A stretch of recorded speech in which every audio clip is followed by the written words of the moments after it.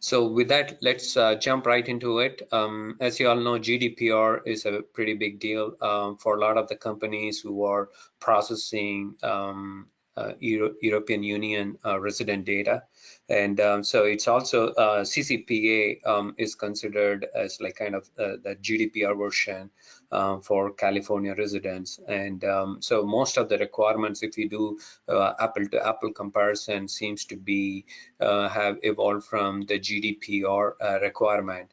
But having said that, CCPA goes a little bit farther in particularly in certain areas, and of course GDPR focuses more on the penalty and other stuff. So the second thing is also obviously CCPA provides more rights to the consumers as consumer of the data.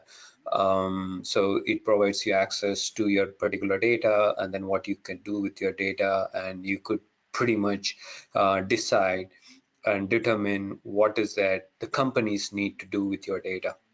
And then most of the nonprofits are excluded from CCPA.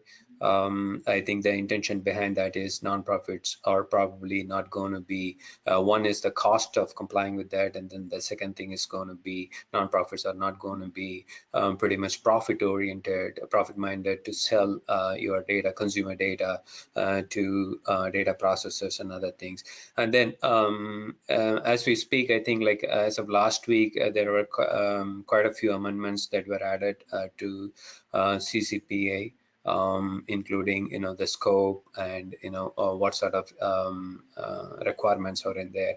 So we'll try to cover some of those things as well as part of that. So first thing is who's in scope for CCPA, whether your company is going to be complying with CCPA, required to comply with CCPA or not.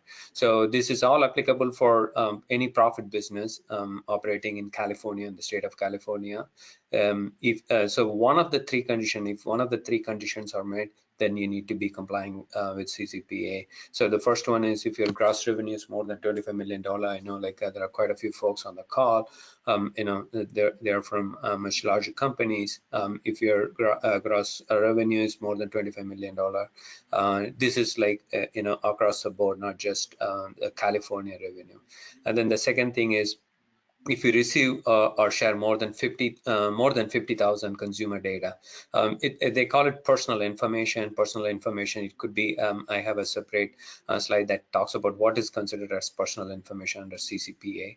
But if you're... For more information, click on the link below or visit databrackets.com.